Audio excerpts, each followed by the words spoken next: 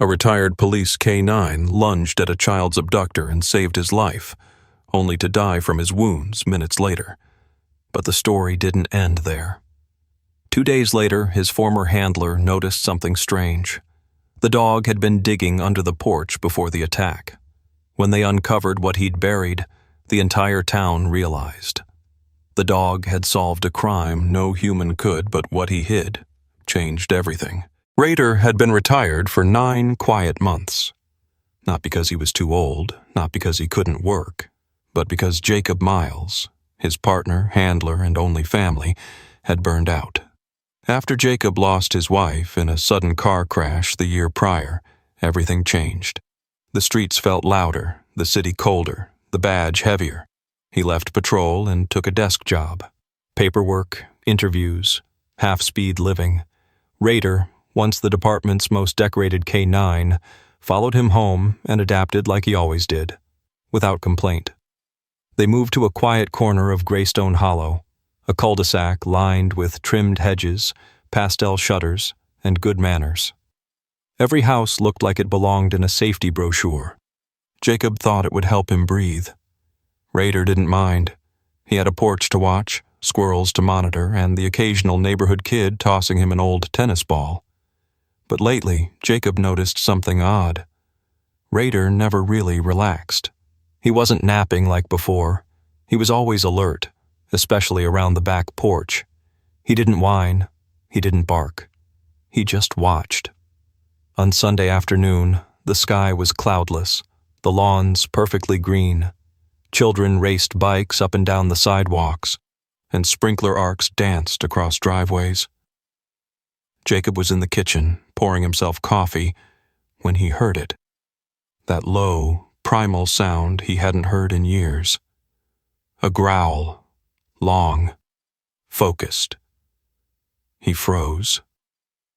Rader didn't growl unless he meant it. The growl rose into a sudden explosion of barking, aggressive, urgent, sharp. Not like the playful yaps he sometimes gave to the mailman. No, this was something else, something real. Jacob dropped his mug, porcelain shattering against tile, and sprinted out the front door. What he saw on the lawn didn't make sense at first. A man stood at the edge of the driveway, a stranger, early 40s, thin, pale skin, a gray zip-up hoodie with the sleeves pushed to his elbows, jeans torn at the knee. He had one hand on the wrist of a young boy, no older than 8, one of the neighborhood kids frozen in place.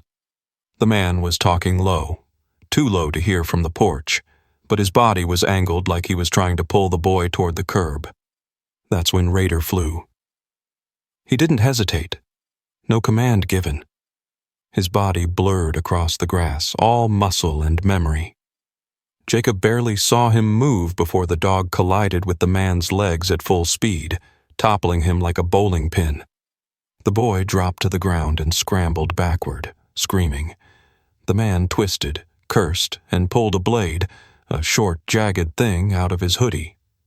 Rader didn't let go. He latched onto the man's forearm, clamping down with terrifying precision.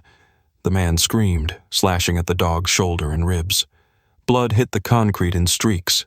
Jacob shouted, gun drawn, ordering the man to drop the weapon. But Rader didn't wait. He tore again, locking the attacker in place until Jacob reached them and slammed the man to the ground, knee to neck, hands yanking the knife away. The child was safe, untouched. But Rader was lying on his side, panting heavily, a red pool spreading beneath his fur. His eyes were open, still locked on Jacob, but his breaths were shallow, gurgling, slowing. Jacob knelt beside him, cradling his head, blood soaking his jeans. His voice cracked. "Stay with me. Please, buddy. Stay." The paramedics came. The boy's parents came. The man was cuffed and silent. But Rader never moved again.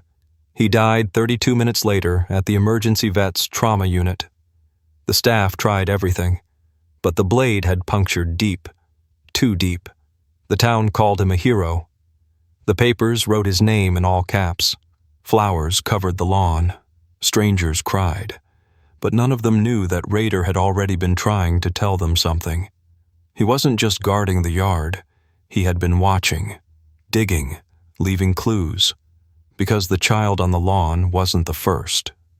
And Raider had known all along, all. The house felt wrong without him. Jacob had always thought it would be the silence that hit hardest, but the silence wasn't new. It was the space. The way the air seemed to stretch too wide, like the walls had shifted further apart. The corners where Raider used to lie now looked exposed. Empty. Unwatched. 3 days had passed since the attack. Raider had been cremated with full honors. Local stations had broadcast the footage of his flag-draped stretcher being carried out of the veterinary trauma unit. The mayor's office sent flowers. The police chief cried on camera. The town mourned like it had lost a human officer. Jacob stayed inside.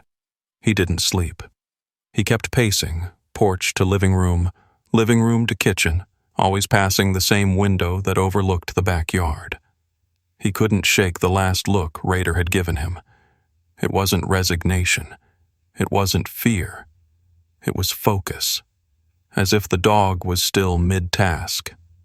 On the third night, just after 3:00 a.m., Jacob stepped outside in boxers and a hoodie, barefoot, coffee gone cold in his hand. The moonlight stretched long across the grass, and the porch boards creaked beneath him. He sat on the top step, elbows on his knees, and just breathed.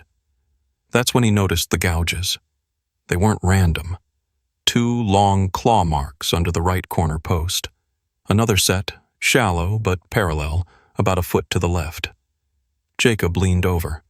He'd walked these steps every day for nearly a year. He would have seen these, would have known. He flicked on his phone's flashlight and crouched, shining the beam beneath the porch skirt. Dirt.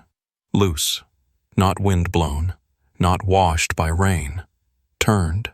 Disturbed. And in that narrow gap where the light caught a deeper patch, the soil seemed darker, richer, like it had been dug and packed again recently. Jacob froze. Raider had been going under there constantly before he died.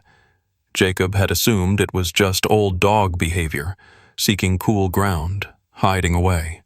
He remembered even getting frustrated once when Raider refused to come in from under the porch during a thunderstorm. Now he wasn't so sure. He grabbed a gardening trowel from the shed. No gloves, no boots, just instinct. The digging started shallow, 6 inches, then 10. The soil was easy, loose, not the dry-packed clay of undisturbed ground. Something had been buried. Jacob kept going, hand trembling slightly every time metal scraped against something solid. Then, he hit plastic. It made a dull, muted thump beneath the blade. He cleared around it slowly, brushing off thick clumps of dirt with his forearm. What emerged was a plastic storage container, small about the size of a lunchbox. It was wrapped tightly in black cloth. Not trash. Not something that had been forgotten. It had been placed, deliberately, hidden. Jacob pulled it free and sat back on his heels, container in his lap, breath caught in his chest. For a moment, he just stared at it. He didn't want to open it. But something in his gut told him. Raider didn't die chasing down a random predator. He died finishing something he'd already started. Jacob peeled back the cloth, his fingers stiff with dirt and cold. The container had no label, but the lid snapped open easily. Inside, packed tightly in a Ziploc bag, were 3 objects. A small pink plastic hair clip, a torn piece of a child's shirt, and at the very bottom, a flash drive. No dust, no mold. Clean, like it had been placed just days before. Jacob didn't speak, didn't curse, didn't move. He simply stared, as every nerve in his body lit up with the same realization. Raider had buried evidence, and he had been trying to tell Jacob something all along. Jacob sat on the hardwood floor of his living room, the container open before him, the contents spread out in sterile silence. The pink hair clip came first, tiny, shaped like a butterfly. A thin fracture ran through the plastic hinge, and dried mud clung to its underside. It was the kind of thing you'd find stuck in the carpet of a preschool. He didn't recognize it, but it didn't matter. Someone would. He laid it carefully on a folded towel. Next, a torn strip of fabric, pale yellow, size of a hand. Cartoon unicorns faded from too many washes. The stitching on the seam had a small black tag. Emma. His stomach turned. He didn't need to check the news archives to know the name. Emma Wilson, age 4, reported missing 3 months ago. Last seen playing in her grandmother's front yard 2 counties over. No suspects, no leads. Case had gone cold after 6 days. Jacob remembered the press conference. A trembling father, a mother who could barely speak. Everyone thought the trail had ended near a storm drain, but Rader hadn't forgotten. Jacob reached for the final object, the flash drive.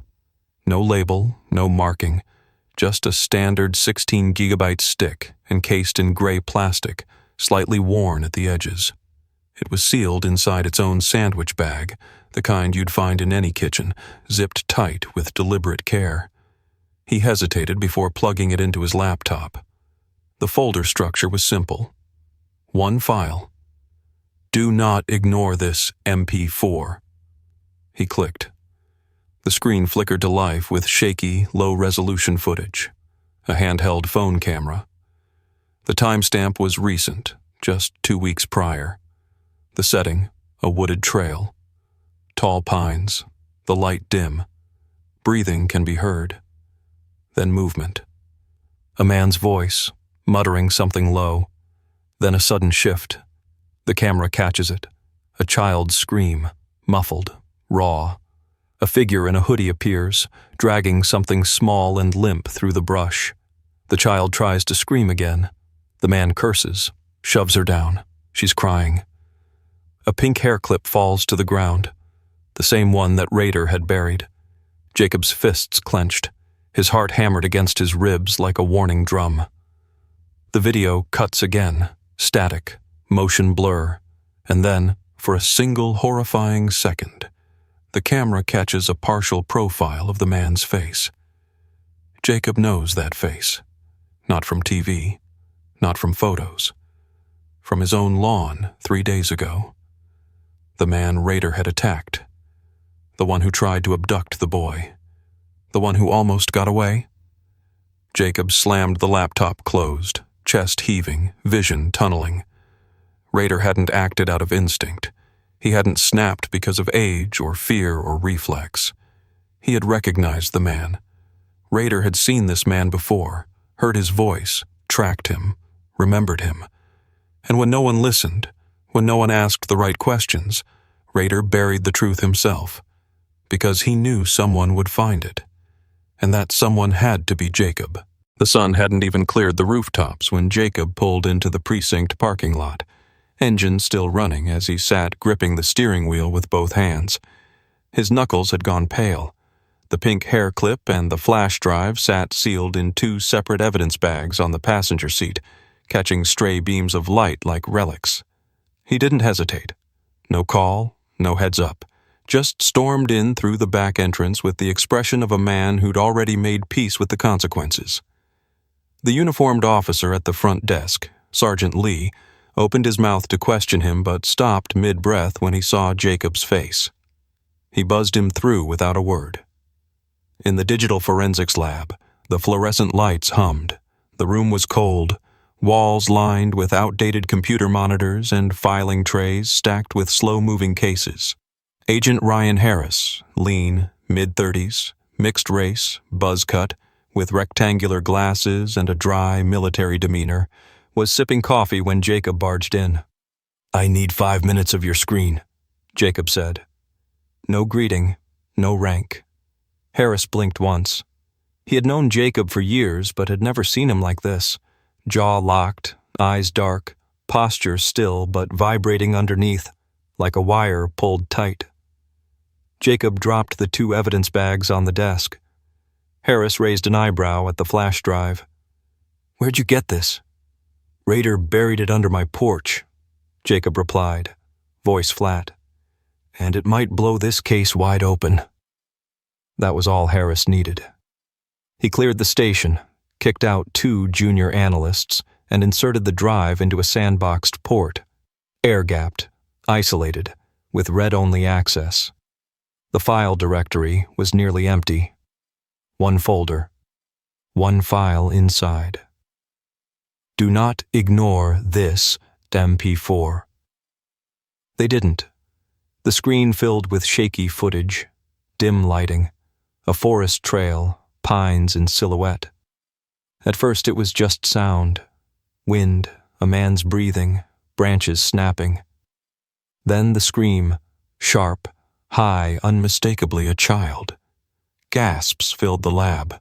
A girl stumbled into frame, dragged by the wrist by a man in a black hoodie. She fought, flailed, screamed again. The man cursed and shoved her into the underbrush. Something small fell from her hair, the pink butterfly clip. Jacob didn't move, didn't blink, just stared, arms crossed tightly over his chest. "Pause," Harris said. He scrubbed frame by frame. In the blurred, jerky movement, the man's face came into partial view. A side profile, jawline, thin stubble, wide nose, not much, but enough. Harris ran facial recognition. Jacob already knew what would come up. Daniel Kerr, 41. No priors, no red flags. Just a man who worked quiet jobs, drove a neutral-colored van, and had been released on bail just 36 hours earlier for attempting to abduct a boy from Jacob's front yard. The match came back at 94%. "Jesus Christ," someone muttered. But it didn't stop there. The video jumped again. For 2 seconds, static blurred the screen. Then a second voice, calm and steady, entered from behind the camera. Older, slower. "Just get her quiet. We'll move her in the morning." The room went dead silent. Not one man. 2. Someone was recording. A second person had been present, instructing, controlling. Possibly the real orchestrator. That voice wasn't Kerr's, and there were no known associations between him and any criminal record. Jacob slowly sat down, face pale but focused. Harris turned to him. "That second voice, does it sound familiar?" Jacob didn't answer immediately, but in his mind he was already replaying the last 10 years. Every arrest, every briefing, every fellow officer who'd spoken that calmly during chaos. And he didn't like the direction it was pointing. Harris spoke again, quieter. "Metadata's dirty. Looks like someone tried to wipe the GPS, but there's a ghost ping. County forest line, about 2 miles behind your backyard." Jacob looked up. "Same trail Raider used to patrol with me." Harris exhaled. "He remembered the scent, even after all this time." Jacob stood, voice low, steady. "He didn't just take that guy down. He tracked him. He knew. He was watching, and we didn't listen." Harris nodded. "We are now." Jacob's jaw tightened. "Then let's finish what he started." And for the first time since Raider's death, Jacob's hands stopped shaking, because now he had something he hadn't had since this began, a lead and a reason to hunt. The warrant came through in under 4 hours, not because the judge wanted to rush it, because the footage on the flash drive had already been flagged to federal channels. 2 voices, a child, an abduction attempt, and now a second connection to an existing missing person case. Suddenly, Daniel Kerr wasn't just a local incident. He was federal. But none of that mattered to Jacob. Not yet. Because he couldn't stop thinking about one thing. Raider had already known. The van was the first thread to pull. It had been cleaned during initial inspection, wiped down, sanitized. Even the tires looked new. But under new search authority, the vehicle was impounded and stripped to its bones. Hidden beneath the floor liner, buried inside a secondary panel in the cargo bay, officers found duct tape, zip ties, and a roll of trash bags labeled with dates in permanent marker. 3 dates, 3 names. One of them was Emma Wilson. Kerr's known address, a 1-story rental at the edge of town, was listed under an alias. No photos inside, no social media. Everything about the place was quiet, forgettable. The kind of house you drive past without a second thought. Until they opened the garage. On first glance, it looked empty. Just old gardening tools and stacked cardboard.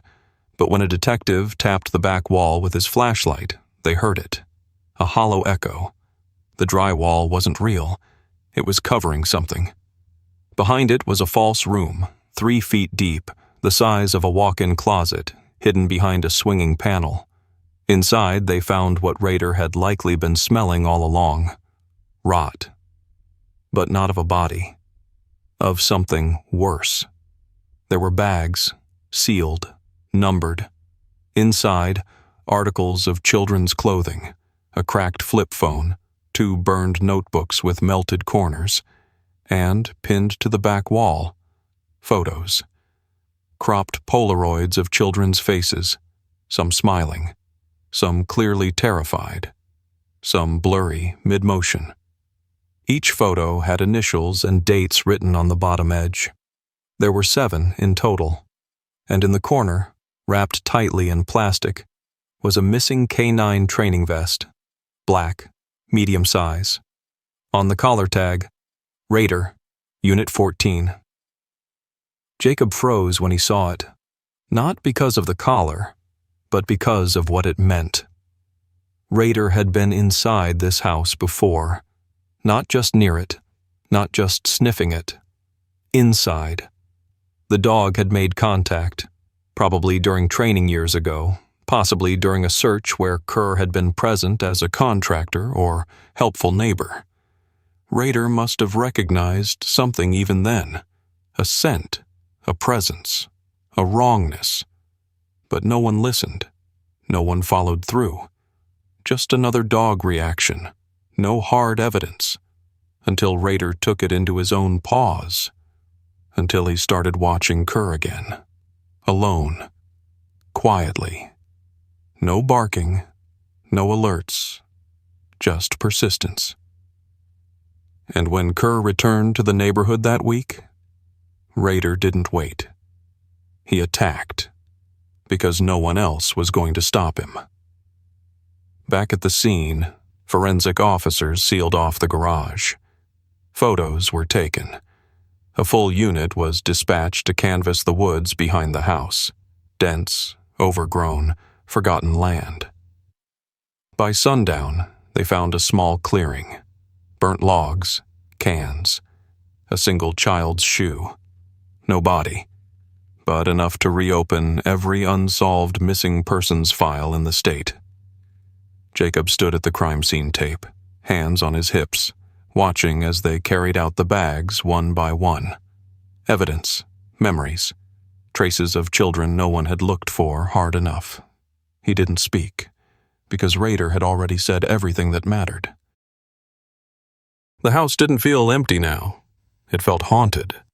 Not by ghosts, not by guilt in the usual sense, but by everything Jacob hadn't noticed, by every detail he had dismissed, every look Rader gave him, every action the dog took that he wrote off as nothing. He sat at the edge of the bed with a yellow legal pad in his hand, not because he needed to write something down, but because he needed to force himself to see it, to relive each moment and admit what it really was. He wrote a heading at the top in block letters, "Things I Ignored," and then he started listing. It happened a month ago. Jacob had taken him for a walk around the neighborhood like they used to. When they passed Kerr's street, Rader suddenly stopped, planted his feet, stared at the house. He didn't growl, he didn't move. He just stood there, frozen, body tight. Jacob had tugged the leash, laughed, and said, "Too tired, huh?" Now he knew better. Rader wasn't tired. He was warning him. Jacob remembered that detail with a sharp sting. Raider never barked at school buses, delivery trucks, loud motorcycles. But when that gray van rolled past, quiet, clean, slow, Raider would rise from the porch, tail stiff, eyes locked, and let out a single, low bark. Like a signal. Jacob had even joked, "Don't like the handyman, huh?" He didn't know his own voice then was mocking a message. It wasn't a one-time thing. Raider had abandoned the back door mat entirely. Instead, he would disappear under the porch after sunset and not come out until morning. Jacob figured it was arthritis. Or maybe cool dirt felt better on his joints. But dogs don't hide out of comfort. They hide when they're protecting something. And Raider had been guarding the buried container, the evidence, the proof Jacob never thought to look for. Now this broke Jacob more than anything. That morning he'd poured Raider his usual bowl, chicken, rice, soft bites, but the dog didn't touch it. He only looked at Jacob, then at the backyard, then back again. Jacob had said, "You'll eat later," and patted his head. But now, looking back, it was clear. Raider wasn't hungry. He was preparing. It was the day he knew he might not come back. Jacob dropped the pen. His hand was shaking. He looked toward the window, out at the porch. The dirt had been smoothed, reseeded, but he could still see the outline, the exact spot Raider had laid on every night for weeks. Not out of habit, out of duty. Jacob whispered to no one, "I'm sorry." He hadn't just missed the clues. He had ignored them. The instincts of the only partner who had never once failed him.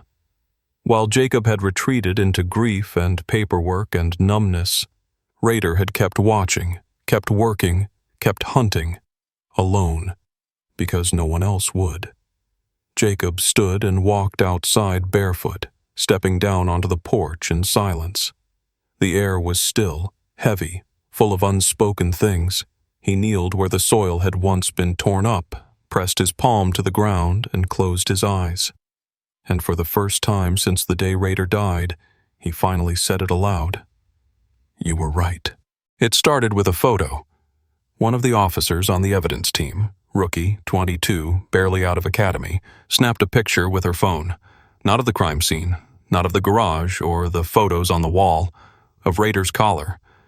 It was sitting in an evidence tray, still dusty, but the tag was unmistakable. Raider, Unit 14, scratched from wear but whole. She posted it anonymously on a local Facebook group with the caption, "This dog did more than most humans ever could." By morning, the image had gone viral.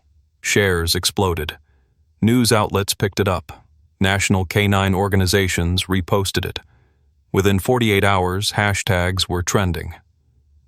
#Justice for Raider, #He Knew, #Canine Hero. But it wasn't just the internet. It was the town. Fairview had always been quiet. Not perfect, but calm. People waved. Kids played outside. No one thought evil could live here, tucked between hedges and two-car garages. Now they weren't so sure, because Raider had been watching the whole time. And the rest of them had just been living their lives, never noticing the van, never questioning the new neighbor, never asking why a dog lay silent under a porch through summer heat and thunder. That guilt hit harder than any headline. The mayor called an emergency meeting. No cameras, no speeches, just city officials sitting in a circle asking themselves one thing. What do we do now? That we know? By the end of the hour, they had a plan. The city council approved the renaming of Greystone Hollow Dog Park to Raider Memorial K9 Park. Not in 6 months. Not after planning. They ordered the plaque within 72 hours. The funding was unanimous. No one voted no. Jacob, of course, never asked for any of it. He didn't show up to the first press conference. He declined every interview. When CNN knocked on his door, he didn't open it. He simply stood at the kitchen window and watched the footage of the girl, Emma Wilson, being reunited with her parents after Kerr confessed. She ran to her mother, and Jacob just whispered, "Good boy," like Rader could hear him through the screen. But others showed up for him. Dozens of children came to his house with letters, drawings, toys. One girl brought her own stuffed German shepherd and said, "It's for him, so he's not alone." Parents wept on his lawn without knowing why. Veterans from neighboring towns came to salute a dog they'd never met. And when the memorial ceremony finally happened, 3 weeks later, more than 600 people came. The governor's office sent a citation. The police chief gave a speech. Even those who once thought of Rader as just a dog now stood with their hands over their hearts as the flag folded over his urn. But none of that compared to the final moment. At the base of the newly raised stone marker, engraved with the unit emblem and his name, the organizers placed a bronze plaque. It didn't list his service record. It didn't mention his years in the field. It only said, "He died saving one. He lived protecting many." Jacob didn't cry during the ceremony, not when the anthem played, not when the chaplain spoke, but when the children began laying flowers, tiny hands, pink roses, yellow sunflowers, a single tennis ball. He stepped away from the crowd, walked quietly to the memorial, and whispered, "I'm still listening now." And for the first time since Rader's death, he truly believed it wasn't too late. The ceremony was over. The crowd gone. Only the wind remained, curling softly around the stone and stirring the petals left behind. Jacob stood alone at the porch, back where it all began. It had taken him 3 weeks to even return to the backyard. Not because he feared what he'd find, but because he feared what he hadn't. What if that was it? The clip, the shirt, the flash drive. One final act from a dog who had never stopped working, even as his own body failed him. But something gnawed at him, a thought that wouldn't leave. Rader was never careless. He didn't bury things at random. He buried them where they'd be found, but only when the time was right. Jacob crouched down by the porch, fingers pressed against the soil that had already been smoothed, reseeded, restored. He sat there for a long time, knees folded, eyes closed, trying to feel what Rader might have felt, where he would have gone next, where he would have waited. And then he saw it. One small divot, off to the side, barely visible. Less than a foot from the previous spot. Just a tiny depression, as if something had once been laid there, then covered again. He dug carefully. 3 minutes in, he found a second plastic container, slightly smaller, wrapped in a trash bag, tightly bound with a strip of black duct tape. This one wasn't buried deep, just hidden enough to be safe. His hands were shaking as he opened it. Inside were 3 more items, each meticulously bagged. A rusted key on a chain, a crumpled grocery receipt, time-stamped from a gas station 200 miles north, and a child's sock, blue, with cartoon sharks, size 2T. No flash drive, no instructions, no names, just new evidence. Jacob sat down slowly, holding the sock in his hands like it might crumble if he breathed too hard. The receipt showed a purchase of rope, duct tape, and bottled water. The key? Likely to a storage unit, or a cabin. Or something worse. He looked toward the woods. Rader hadn't left him a memorial. He'd left him a trailhead. This wasn't closure. It was the next case. Jacob stood, dusted off his jeans, and looked down at the dirt one last time. The sun was setting behind the trees, casting long shadows across the grass. It made the house look smaller, quieter, but not empty. Never empty again. He whispered, "I'll find the rest." Then turned toward the cruiser, evidence bags under one arm, and started the engine. because somewhere out there, someone still thought they'd gotten away. And Jacob had a partner who'd made sure that wasn't true. Even in death, Raider was still working, and now Jacob would follow.